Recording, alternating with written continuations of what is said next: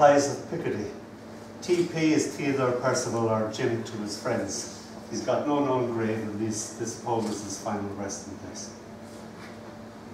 Oh, the magpies of Picardy are more than I can tell. They flicker down the dusty roads and cast the magic spell on the men who march through Picardy to hell. The blackbird flies with panic, the swallow goes with light, the finches move like ladies, the owl swoops by at night, but the great and flashing magpie, he flies as artists might.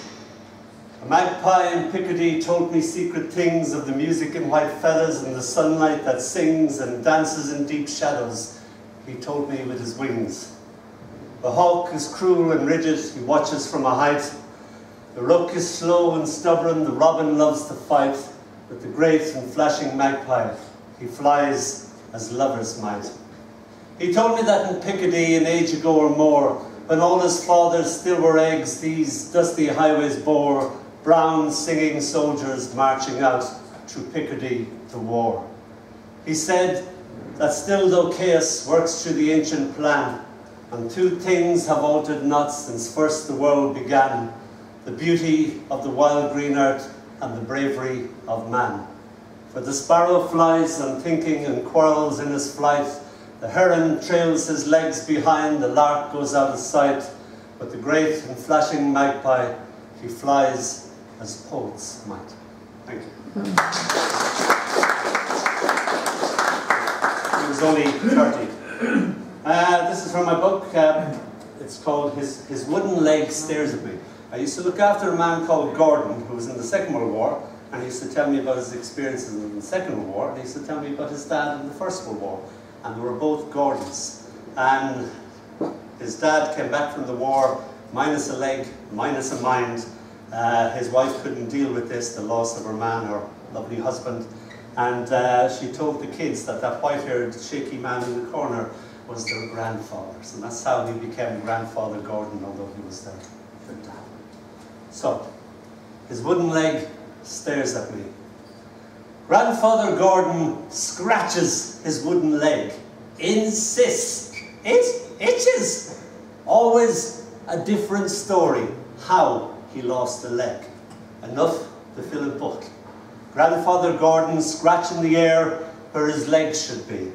Grandfather Gordon's wooden leg now, a Tommy gun, a sword, a unicorn's horn. Give me me leg, you daft wee buggers, pleading for his leg back. Grandfather Gordon's gone, his wooden leg lives on, dusty in a corner. And this is from Grandfather Gordon.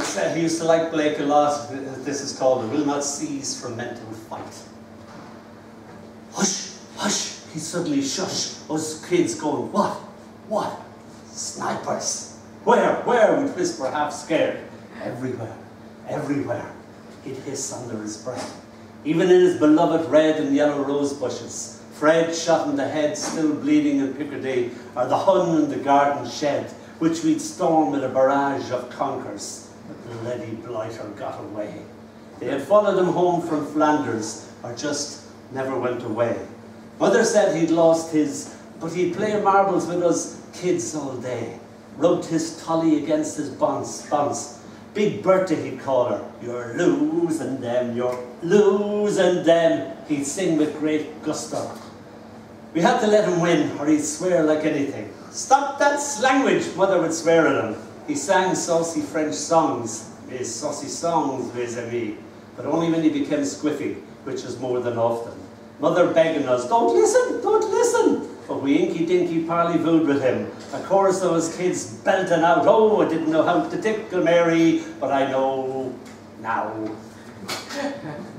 War is all about saving your skin. Most of his mates lost theirs. He still calls them by their names as if they were just there. The ghosts of the sofa. They sit and watch the radio with him. Manchester United, 2.